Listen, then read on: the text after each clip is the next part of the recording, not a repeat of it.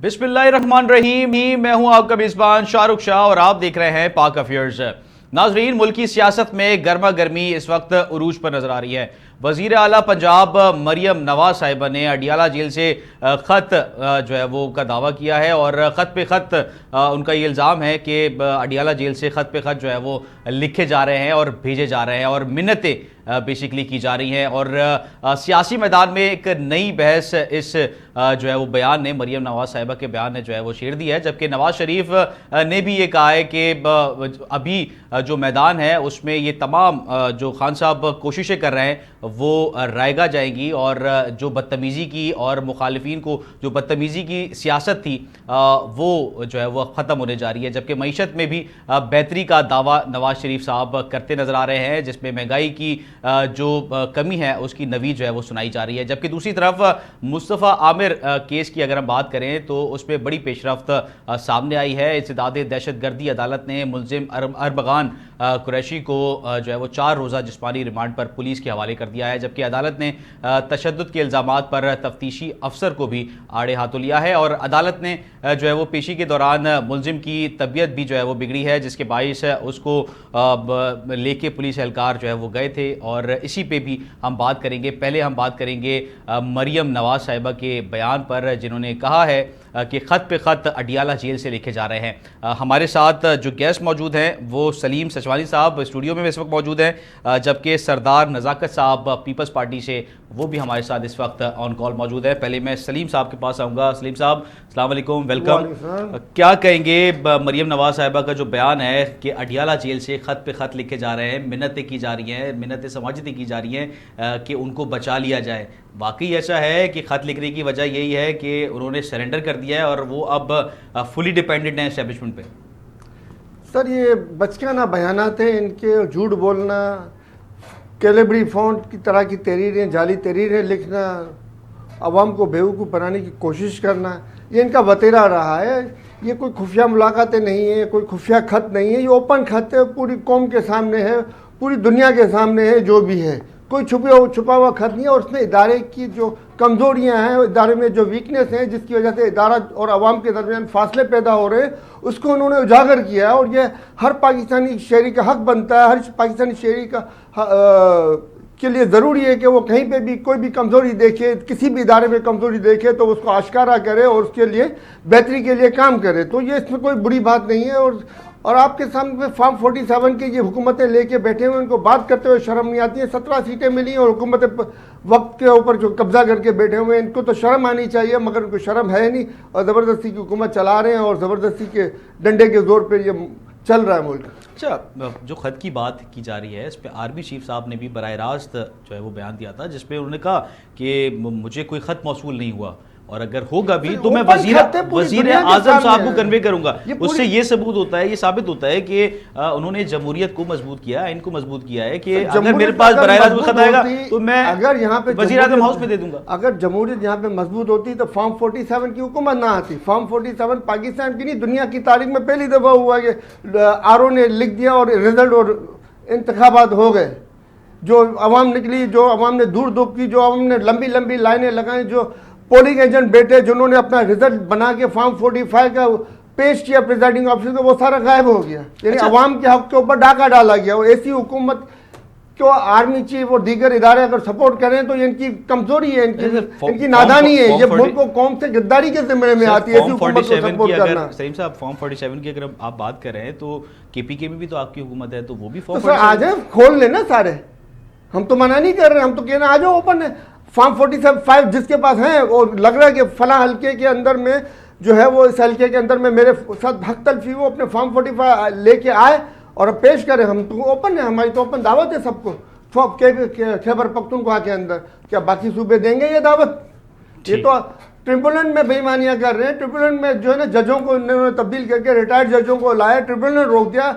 Liaquat Chatha, commissioner Rawalpindi, क्या उसको लोग भूल गए अभी तक? सर, किन ख्यालों में हैं ये लोग, किन दुनियाओं में पाकिस्तानी कौम की मेमोरी कमज़ोर है, मगर इतनी भी कमज़ोर नहीं है कि रिसेंटली होने वाले इलेक्शन को भी भूल जाए।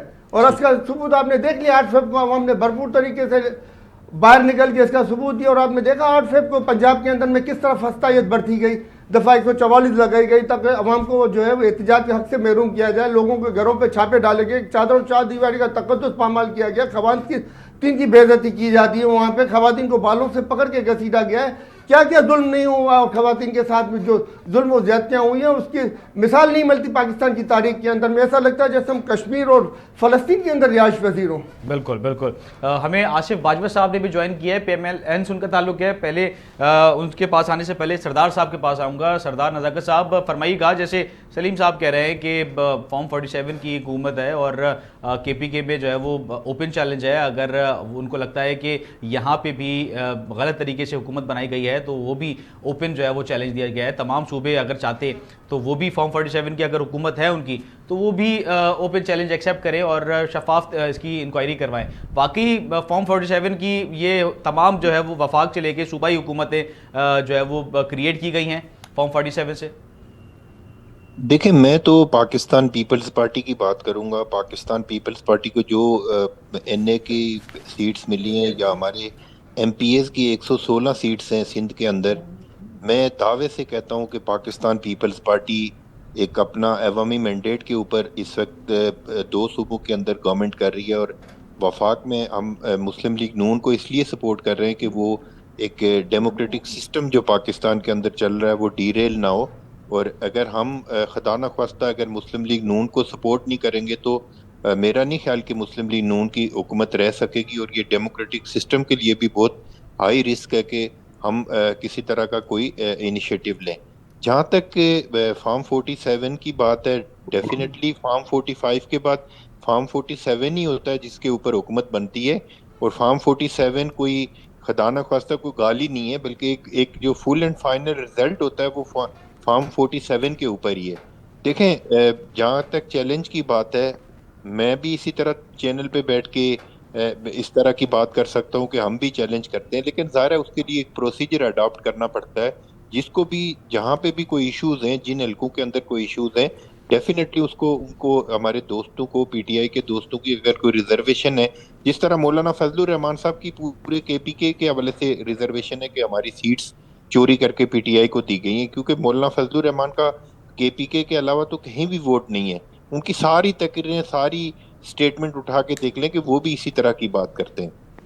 जहाँ तक आपने इमरान खान साहब की खतों की बात की, मैंने भी खत यहाँ पे अखबारात के अंदर जो छपे हैं या जो सोशल मीडिया के ज़रिए हमें पता चला है कि उसमें 2 तरह के खतूत इमरान खान साहब ने लिखे हैं। एक तो इमरान खान साहब ने पहले तो बहुत ही एग्रेसिव माइंड में एक ख़त लिखे हैं और एटीट्यूड के साथ ख़त लिखे हैं, और जो दूसरा ख़त गर्दिश कर रहा है, ये मुझे नहीं पता ये सही है या गलत है, उसमें उन्होंने बड़ी फ्लेक्सिबिलिटी शो की है। देखें, कोई भी पाकिस्तान के अंदर कोई भी लीडर अगर कोई ख़त लिखता है किसी भी इदारे को तो वो बहुत अच्छी बात है, लिखे, वो उसका अपना एक व्यू पॉइंट है। लेकिन मेरे ख्याल में जो रेलिवेंट फोरम है, अगर इमरान खान साहब को ख़त लिखना है तो इस वक्त मुल्क के अंदर एक डेमोक्रेटिक सिस्टम है, गवर्नमेंट है, उस पर एक चीफ एग्जीक्यूटिव है, प्रेसिडेंट ऑफ पाकिस्तान है, सारे जो पॉलिटिकल इदारे काम कर रहे हैं। मेरा अपना ख्याल यह है कि इमरान खान साहब को एक इदारे के सरबराह को ख़त लिखने के बजाय प्राइम मिनिस्टर पाकिस्तान को ख़त लिखें, सेनेट के चेयरमैन को ख़त लिखें, कौमी असम्बली के स्पीकर को ख़त लिखें, तो ये ज़्यादा रेलिवेंट फोरम होता इमरान खान साहब के लिए। लेकिन ये अनफॉर्चुनेट है क्योंकि मेरे ख्याल में इमरान खान साहब को 2018 बार बार याद आता होगा कि उस वक्त की जो इस्टेब्लिशमेंट थी, किस तरह उनको फैसिलिटेट करके इक़्तिदार दिया गया, ये पूरी दुनिया को पता है। जो यूरोपीय यूनियन का ऑब्जर्वर डेलीगेशन आया था 2018 के इलेक्शन में, उसने जाके एक आर्टिकल लिखे पूरे यूरोप के अंदर कि 85% जो इलेक्शन था वो फेक इलेक्शन था, फेक प्राइम मिनिस्टर है, फेक असेंबली, कौमी असेंबली के अंदर मेंबरान बैठे हुए। ये उस वक्त भी रिजर्वेशन थे, वो रिजर्वेशन आज भी 2024 के इलेक्शन में भी होंगे, हैं और हो भी सकते हैं। लेकिन मैं सिर्फ ये कहना चाहता हूँ कि उस वक्त तक हमारी ग्रीवेंसेस, रिजर्वेशन शो नहीं हो सकती पूरी दुनिया के सामने, या उस वक्त तक ये प्रॉब्लम सोल्व नहीं हो सकता जब तक पाकिस्तान की पॉलिटिकल फोर्सेस मिलके नहीं बैठेंगी और मिलके कोई काम जो है वो जब तक नहीं होगा, जब तक मामला अच्छे और बेहतर नहीं हो सकते। बात कंप्लीट जी जी जी बजाय आर्मी चीफ को खत लिखने के पाकिस्तान के अंदर तमाम पॉलिटिकल फोर्सेस बैठी हुई हैं, और इसमें खुशकिस्मती है कि मुल्क का प्रेसिडेंट एक ऐसा शख्स बैठा हुआ है कि जो मोहतरमा बेनजीर भुट्टो शहीद की रिकन्सिलिएशन की पॉलिसी को अमली तौर पे पाकिस्तान के अंदर उन्होंने नाफिज किया है, और तमाम लोगों को साथ लेके चलें। तो अगर इमरान खान को खत लिखना ही है तो वो आसिफ अली जरदारी साहब को बीइंग प्रेसिडेंट ऑफ पाकिस्तान खत लिखें। उनका ज़ाहिर है जमहूरी तरीके से जो है वो चलना चाहिए। है। आप ये बिल्कुल बिल्कुल आप सही सही फरमा रहे हैं। आसिफ बाजवा साहब के पास आऊंगा। आसिफ बाजवा साहब फरमाइएगा, मरियम नवाज साहिबा ने फरमाया है कि खतूत पे खतूत जो है वो लिखे जा रहे हैं, अडियाला जेल से रिक्वेस्ट की जा रही है, मिन्नतें की जा रही हैं, और नवाज शरीफ साहब भी ये फरमा रहे हैं कि बदतमीजी और गाली गलोच की जो सियासत है वो अब ख़त्म हो चुकी है। तो आप क्या समझते हैं, जो फरमान है वफाक की तरफ से जो आ रहा है वो सही है? बिस्मिल्लाहिर्रहमानिर्रहीम। बिस्मिल्लाहिर्रहमानिर्रहीम। आपको आवाज आ रही है? जी जी जी आसिफ साहब फरमाइएगा। अच्छा, बिस्मिल्लाहिर्रहमानिर्रहीम। आपका बहुत शुक्रिया, आपने मुझे इनवाइट किया और वक्त दिया। तो आपने बात की खतूत की और अडयाला जेल की, तो इस सिलसिले में मेरे भाई फरमा रहे थे कि उनको चाहिए कि वो खत लिखें और प्राइम मिनिस्टर को लिखें या प्रेसिडेंट को लिखें। ये बड़ी खूबसूरत बात है, बड़ी अच्छी बात है कि आपके पास जो जमहूरी तरीका है उसको अडॉप्ट करें, लेकिन मैं एक कदम थोड़ा इससे आगे जाऊंगा। देखें, नेशनल असेंबली में वो अपोजिशन लीडर हैं, उनके अपने एमएनए, और उसके बाद उसके बाद उनके जो पार्टी के चेयरमैन हैं जनाब बैरिस्टर गौहर साहब, वो भी खुशकिस्मती से मेंबर हैं नेशनल असेंबली के। उसके बाद उनके पास शिबली फराज हैं जो सेनेटर हैं और अपोजिशन लीडर हैं सेनेट में। तो मेरे अर्ज करने का मकसद ये है कि बानी पीटीआई के मौकफ को या पाकिस्तान तहरीक इंसाफ के मौकफ को सबसे बेहतरीन जो चैनल है, सबसे बेहतरीन जो उनके लिए फोरम है वो नेशनल असेंबली है, और उनके अपने जो चेयरमैन है वो है, और उनके अपने अपोजिशन लीडर वो है, और हाउस ऑफ सेनेट में शिबली फराज है। उनको चाहिए कि वो उनके बानी पीटीआई के मौकफ को वहां on the floor of the house पेश करें। लेकिन बात यह है कि बानी पीटीआई की जो सोच है वो कभी भी डेमोक्रेटिक नहीं रही। वो डिक्टेटरशिप का माहौल पैदा किया हुआ था उन्होंने अपनी पार्टी में, और उसकी वजह यही है कि उनकी पार्टी में कोई ऐसी एफर्ट नहीं है, कोई ऐसे लोग नहीं है जिनके ऊपर वो ट्रस्ट कर सकें कि ये लोग मेरे लिए उनकी रिहाई के लिए कुछ एफर्ट करेंगे। सबसे बढ़कर ये कि मैं नाम लिए बगैर ये कहूंगा कि उन्होंने जिन लोगों को अपना वकील मुकर्रर किया वो वही लोग थे जिन्होंने मियां नवाज शरीफ साहब को भी सजा दिलवाई थी पनामा केस में। और उसके अलावा अगर वो अपनी पूरी तवज्जो करें और अपनी मेहनत करें और अपनी लीगल टीम को वो ज्यादा मुतहर्रक करें कि वो according to law, according to constitution उनके आर्गुमेंट्स फॉरवर्ड करें, वहां पेश करें ऑनरेबल कोर्ट्स में, तो उनको रिलीफ मिलने के चांसेस हैं। लेकिन चूंकि वो एक डिक्टेटरशिप का स्टाइल है उनका, इसलिए पार्टी में से ज्यादा लोग यही चाहते हैं कि बानी पीटीआई अंदर ही रहें और वो लोग जो हैं वो अपनी दुकानदारी चमकाते रहें। और मैं आपको ये अर्ज कर दूं कि बानी पीटीआई जो है इस वक्त अपनी पार्टी के किसी भी शख्स से राजी नहीं है, और किसी भी शख्स को किसी भी वक्त उठा के वो जहां मर्जी कूड़ेदान में या उनके एफर्ट को कहीं भी वो फेंक देते हैं।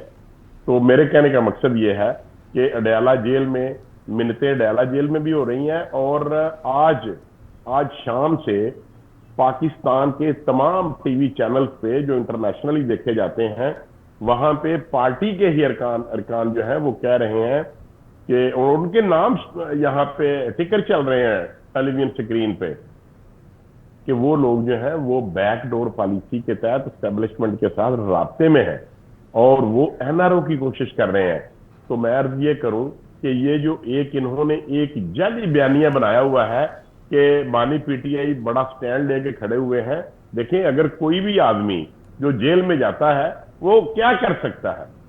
वो तो कहता है कि मैं खड़ा हूं, चाहे वो लेट रहा हो, चाहे वो मिन्नतें कर रहा हो, चाहे वो बदतमीजी कर रहा हो, चाहे वो गालम गलोच कर रहा हो, वो तो वहां पे होता है, उसको वहीं रहना पड़ता बिल्कुल है। बिल्कुल तो मैं लेके तो चले ये भी कोई जाते नई बात नहीं है, बिल्कुल ये कोई नई बात नहीं है। इससे पहले देखें, मियां शहबाज साहब जेल में रहे, मियां नवाज साहब रहे, मरियम नवाज रही, हमजा शहबाज शरीफ रहे, ख्वाजा आसिफ साहब रहे, एहसन इकबाल साहब रहे, हनीफ अब्बासी साहब रहे, माइकल साहब रहे, ख्वाजा साद रफीक रहे, ख्वाजा सलमान रफीक रहे। बिल्कुल कौन ऐसा लीडर है, राणा सनाउल्लाह साहब झूठे केस में रहे, सब लोगों ने जेल में रहे और कभी किसी ने कुछ नहीं किया। और ये वो शख्स है जो कहता था अमेरिका जाके कि मैं जाऊंगा और उसका एसी उतरवा दूंगा, मैं उसकी लाइट बंद कर दूंगा। बिल्कुल बिल्कुल सर, और मैं इसी पे पीटीआई से मौक़िफ़ ले लेता हूं सलीम साहब से। सलीम साहब फरमाइएगा, जैसे कि आसिफ साहब कह रहे हैं कि जेल में रहे, मगर खान साहब की जो पॉलिसी थी कि उन्होंने इंतकामी जो है वो सियासत करी और उनके खिलाफ जो है वो जेल में जब वो मौजूद थे तो सियासी जो है वो सूरत हाल रही। और सेकेंडली ये कि जिस तरीके से सरदार साहब ने ये फरमाया कि जो सूरत हाल थी, खान साहब जो है वो मिन्नतें समाजतें कर रहे हैं और इस तरीके से नहीं होना चाहिए, ऐसा है? सर ये ऐसी बचकाना बातें हैं कि मिन्नतें समाजतें कर रहे हैं। अगर डील करनी होती तो नवाज शरीफ की तरह बाहर चले गए होते। सर एक ब्रेक पे जाना है, सर ब्रेक पे जाना है, ब्रेक पे जो है ना वो ब्रेक ले लेते हैं, एक शॉर्ट कमर्शियल ब्रेक लेते हैं और वापस आते हैं, गुफ्तगू का आगाज जो है वो दोबारा करते हैं। एक शॉर्ट कमर्शियल ब्रेक।